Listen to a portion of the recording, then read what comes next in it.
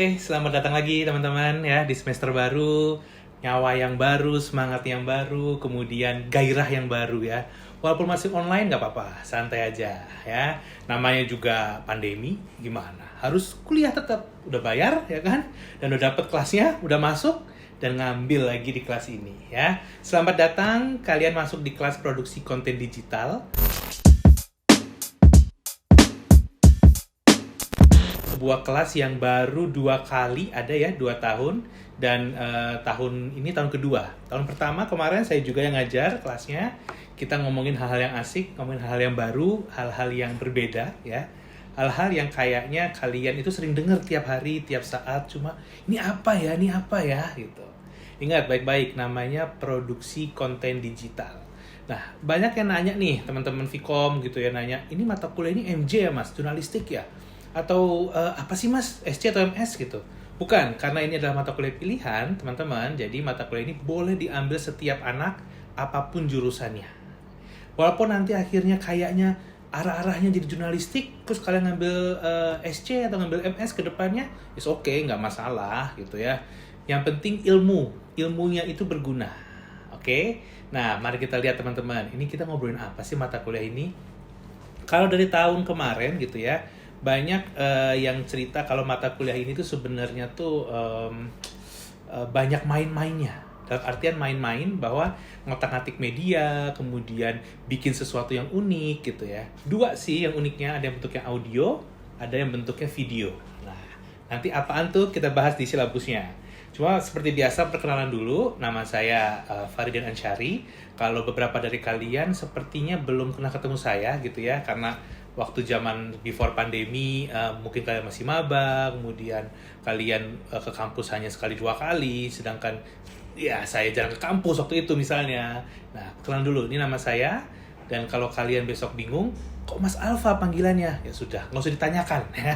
Lama ngomong penjelasannya. Intinya kalau ada apa-apa besok silakan kalian kontak saya di emailnya faridian@univpancasila.ac.id ya. Silakan dikontak jika ingin ada pertanyaan yang terkait beberapa masa di perkuliahan. Saya coba jawab walaupun saya tidak jadi cepat jawabnya. Namanya juga email ya.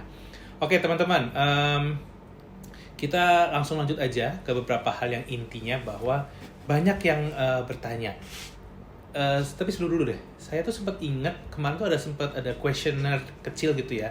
Mata kuliah ini tuh kenapa orang pada ngambil? Jawabannya karena bocoran dari kakak kelasnya bikin podcast. Iya sih, emang larinya bikin podcast, bikin sesuatu yang unik gitu. Cuma nggak segampang itu. Kayaknya keren gitu ya. Wah, kakak senior ngambil terus bikin podcast, ditayangin di Spotify, terus podcastnya laris dan sebagainya. Oh, tidak semudah itu kawan-kawan ya. Kalau kalian bingung, coba tanya seniornya gimana cara bikinnya. Nggak langsung jadi kayak gini, nggak segampang Thanos menjentikan jari ya. Ada prosesnya, ada tahapannya, dan itu panjang tahapannya teman-teman. Namanya juga belajar produksi konten digital. Dari kata produksi sendiri filosofinya adalah kata kerja teman-teman. Jadi ada kerjanya di situ, nggak langsung jadi gitu. Pelan, step by step, 7 minggu sampai UTS ya berarti 7 minggu, 5 kali berjalan, 6 kali, 7 kali, iya baru jadi. Nah, sebelumnya kita pahami dulu nih, goals-nya mata kuliah ini apa? Tujuan utamanya produksi konten digital ini hadir mata kuliah buat apa? Nah, kalau kalian bisa lihat gitu ya, di sini adalah tujuannya agar mahasiswa, bukan dosennya, bukan juga orang lain, agar mahasiswanya teman-teman bisa memproduksi dan mengkreasikan konten dalam konteks yang kreatif. Nah, itu dia. Kata kunci pertama itu. Memproduksi. Ya, berarti membuat. Bukan mindahin, bukan copy paste edit, tapi memproduksi, mengkreasikan sendiri. Kata kunci kedua adalah kreasi sambungannya. Berarti nemu dari hasil perenungan, dari hasil sabatikal gitu kan lama, terus kemudian nemu, wah kayaknya saya keren deh kalau bikin kayak gini. Nah, kemudian kata kunci ketiga adalah konten dalam beragam jenis. Nah, ini dia jenisnya. Ada yang audio, ada yang foto, ada yang teks, dan ada yang video. Seperti biasa, konten-konten dalam jenis beberapa karya jurnalistik gitu ya. Jadi, ada yang audionya nanti, ada suaranya, ada yang foto bentuknya sekali lagi, Di sebelah mana ada fotonya mas? Nanti kalian juga tahu. Ada teks, kata-kata, dan yang terakhir video pasti. Ya. Nggak afdol kalau nggak ada video, karena itu adalah salah satu cara daya tarik paling menarik dari sebuah konten. Dan nanti setelah itu, kata kunci keempat sebagai goals-nya adalah memproduksinya dan mendistribusikannya ya ke dalam beberapa jenis platform media baru. Itu ke dalam platform media baru. Kebetulan hasil diskusi kami para dosen produksi konten digital, ada 2 platform yang diincar. Yang pertama adalah platform yang bentuknya audio, yang kedua adalah platform yang bentuknya video. Gampangnya adalah kalau yang audio udahlah ya, jadi podcast. Platformnya nanti apa? Ada Spotify, ada Joox, ada Anchor FM gitu ya, ada Apple Music dan sebagainya. Tapi kalau yang video bisa sosial media, platformnya dipilih gitu ya, Instagram dengan beragam fiturnya, ataupun juga bisa nanti YouTube. Nah, kita bahas satu persatu. Oke, nah sebelum nanti satu persatu detailnya saya jabarin kayak apa silabusnya, jadi ada beberapa rules, peraturan yang harus dipahami untuk bagaimana kita menjalani kelas ini. Namanya juga pandemi, kuliahnya masih online gitu ya. Jadi rules pertama adalah kuliah ini bersifat virtual. Be careful teman-teman. Saya tidak pernah menyuruh nanti teman-teman untuk bertemu di luar kelas. Kalau nanti teman-teman kayak ngerasa, duh mas ini kelompok kayak harus ketemuan ya, monggo silakan. Cuma dari dosen tidak pernah meminta untuk kalian bagaimana harus ketemuan, kemudian ke kampus misalnya untuk tag ini. Beberapa itu ada yang nakal gitu ya, ke kampus alasannya kuliah, ternyata nongkrong. Jadi bahaya teman-teman, be careful, pikirkan di sini bahwa kuliah ini bersifat virtual. Yang kedua adalah materi dan tugasnya semua bisa diunggah dan harus diletakkan di Google Classroom gitu ya, ataupun media nanti jadi pilihan kita bersama. Nah, yang menarik juga adalah di sini nanti saya akan menunjuk salah satu sebagai ketua kelas yang menjadi penghubung antara saya dan teman-teman, di mana nanti komunikasinya adalah saya dengan ketua kelas tersebut. Kenapa? Karena kalau saya harus membalas semua masalah teman-teman, biasanya nggak akan kebalas teman-teman ya. Oke, yang menarik juga adalah tugas mata kuliah ini akan terbagi menjadi 2 nanti, ada yang individual, ada yang kelompok. Tapi kalau dilihat dari UTS dan UAS-nya, goals-nya semuanya bentuknya ada kelompok. Karena ini secara produk agak berat gitu ya. Jadi saya kelasnya tidak tega kalau harus individu. Cuma untuk proses menuju ke sananya beberapa individu. Oke, nah teman-teman ini ada beberapa hal lagi yang harus coba dilihat bahwa bagaimana penilaian di kelas ini. Saya termasuk dosen yang santai dalam arti penilaian. Yang saya incar adalah effort teman-teman atau usaha teman-teman agar bisa memahami kuliah ini. Ingat, kuncinya pemahaman, bukan hafalan. Bikin namanya konten digital itu ngerti caranya, bukan tiba-tiba step by step teman-teman hafal caranya A, B, C, enggak kayak gitu. Semua butuh pengalaman, butuh latihan berkali-kali ya. Nah, ini formulasi penilaiannya teman-teman. Bisa lihat bahwa ada absen 10%, tugasnya 20%, individu nanti. Namun UTS dan UAS setara sama 35%. Nah, disitulah teman-teman harus bisa mengangkat nilainya ya. Oke, kayak tadi janji saya, kita akan bahas silabusnya satu persatu, teman-teman. Kuliah itu ada 16 minggu ya, minus 2 minggu sebagai UTS dan UAS. Nah, ini kita lihat di sini di minggu pertama, saya menjabarkan pemetaan materinya satu persatu ya. Kemudian minggu kedua kita akan coba belajar bagaimana filosofi atau pemahaman definisi itu podcast itu apa. Nah, kita langsung masuk ke podcast. Jadi di minggu ini saya akan menjelaskan bahwa kita terbagi 2 konten digitalnya, memproduksinya. Yang before UTS tadi saya jelaskan adalah bikin podcast, after UTS bikin video. Ya nanti bisa diupload di beberapa platform yang menghasilkan video. Kalau minggu depan, ya minggu kedua, kita sudah start mengenai pemahaman filosofi apa itu podcast. Karena banyak banget orang yang berpikir podcast itu radio ya mas.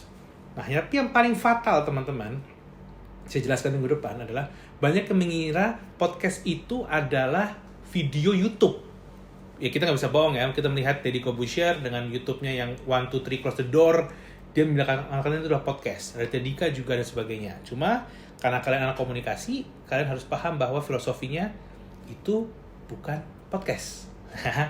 Oke, nanti setelah kita pahamin ya apa itu podcast 101 gitu ya, kita masuk ke minggu ketiga, kita belajar mengenai bagaimana meriset ya, bikin penelitian kecil-kecilan, brainstorming, ide apa sih yang cocok buat bikin sebuah podcast. Dimana nanti gambarnya sekelas ini akan bikin satu podcast bersama ya, cuma diisi oleh episode masing-masing kelompok. Jadi satu podcastnya. Nah, jadi misalnya kita ngomongin podcast mengenai percintaan anak muda. Nah, isinya nanti ada episode 1 tuh patah hati, episode kedua move on, episode ketiga selingkuh. Nah, semua yang isi adalah anggota kelompoknya. Jadi bukan satu podcast sendiri-sendiri. Kalau kayak gitu tepar itu ya. Tahun lalu tuh berhasil, anak-anak tahun lalu saya senang banget bikin satu podcast temanya tentang kehidupan. Kalau kalian mau cari, silakan buka Spotify, ketik hiasan ya. Itu adalah sebagai pedomannya akan seperti apa tugasnya. Oke. Nah, minggu keempat berikutnya setelah kalian ramu berhasil brainstorming, kalian akan belajar memahami bagaimana dan apa saja redaksi dalam podcast. Gampangannya ada 4 besarannya. Walaupun satu kelompok itu jumlahnya 3, tapi bisa juga ada yang double. Podcaster, yaitu sebagai hostnya atau juga penyiarnya. Kemudian ada juga produser, dia juga bisa menjadi scriptwriter, ya. Dia nyusun semuanya, nyiapin. Kalau bahkan dia yang telepon ke narasumbernya untuk jadi pembicara dan sebagainya, ya. Dia juga bikin skripnya. Dan yang ketiga, ini yang berat, editor. Bagian paling akhir mengedit semuanya. Nah, ini nanti kalian yang meramu di antara kelompok siapa yang paling tepat posisinya, tapi kalian harus kerjakan sendiri semuanya. Namanya juga kuliah, ya. Jadi semua harus belajar sendiri, ya. Oke. Setelah kalian dapetin peranannya dan sebagainya, minggu kelima kita baru nih lihat nih membuat skripnya atau menulis narasinya. Kayaknya kayak gimana sih? Podcast tuh bedanya apa mas sama narasi radio? 11-12 lah. Cuma bedanya adalah di podcast lebih bebas, regulasinya belum banyak gitu ya.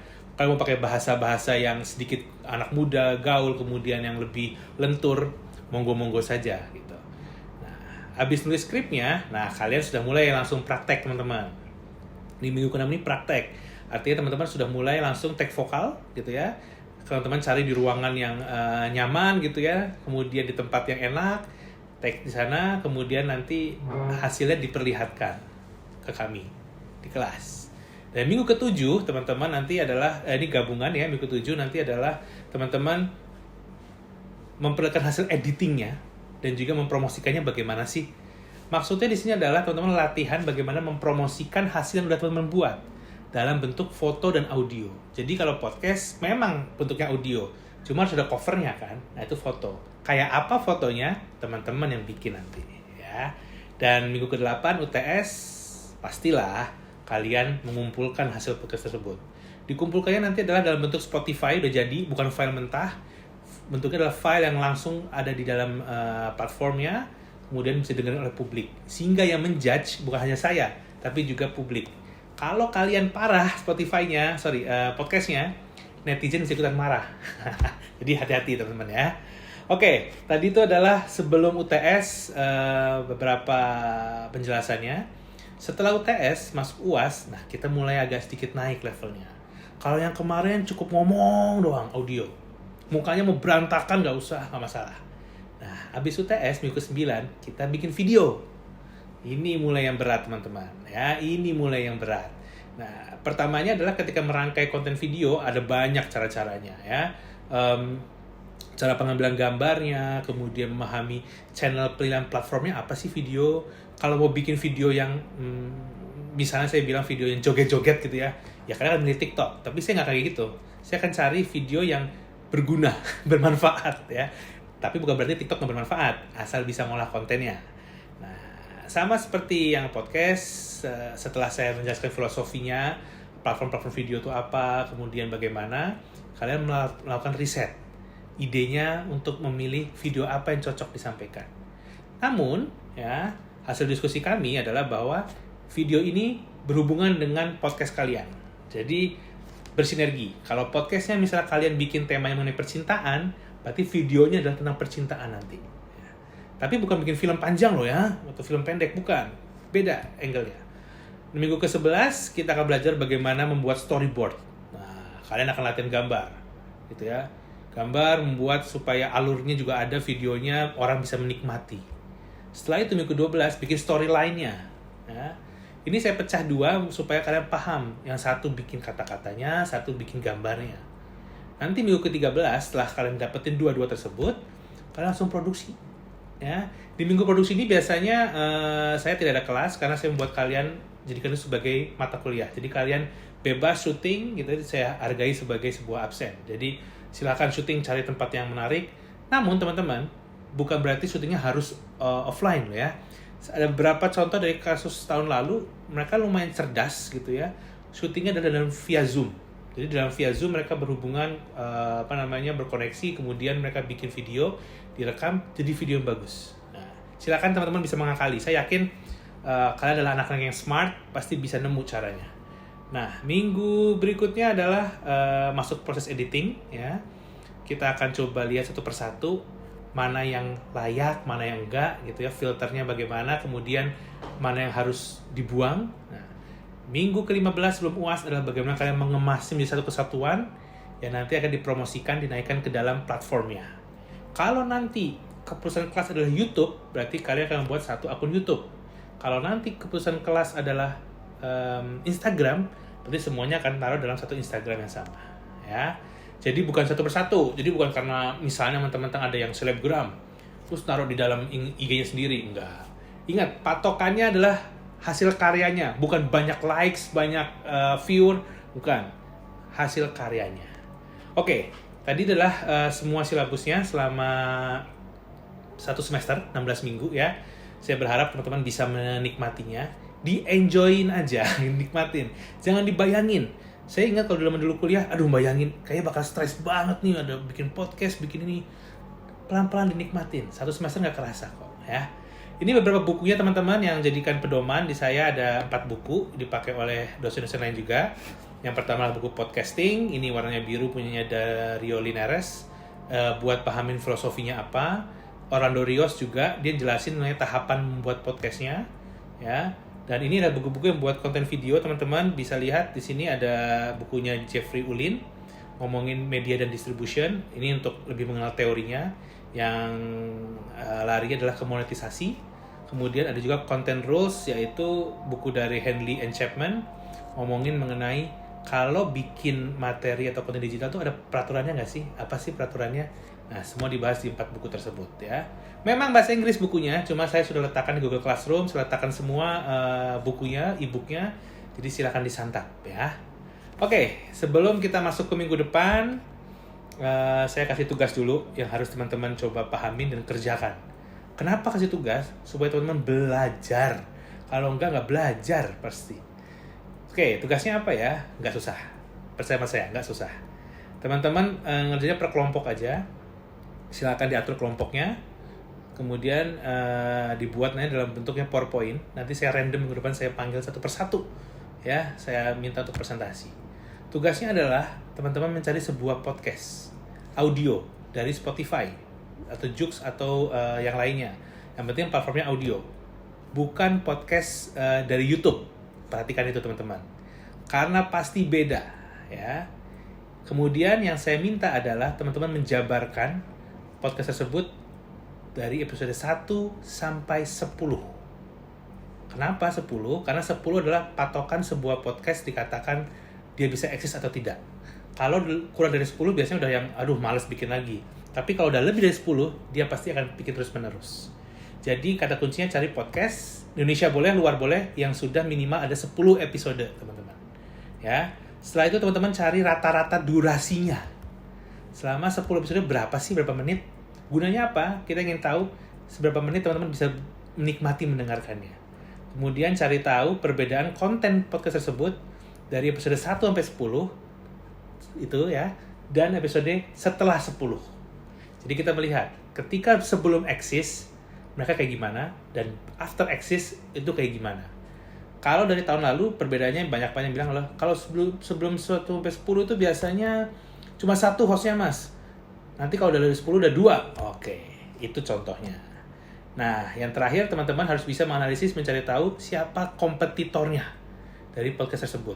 Dan jelaskan kenapa teman-teman merasa podcast itu adalah kompetitornya dari pilihan teman-teman. Oke, jadi ya sekali lagi ya, ditaruh di dalam PowerPoint, 1 slide cukup, dijelasin. Kemudian minggu depan saya panggil satu persatu, random aja lah, 10 kelompok untuk presentasi. Ya, kalau yang dapat syukur, kalau yang nggak dapat ya alhamdulillah gitu. Oke? Siap teman-teman, itu materi saya dari kelas ini buat pertemuan pertama ya. Ini ada satu quotes dari saya yang harus diingat-ingat bahwa ingatlah engkau wahai kaum manusia, kaum mahasiswa, bahwa sesungguhnya tugas dari dosen adalah bagian dari pendewasaan hidup. Percaya sama saya. Kalau nggak ngerjain tugas, nggak dewasa kalian. Oke? Sip, sampai ketemu minggu depan. Sehat selalu. Bye-bye.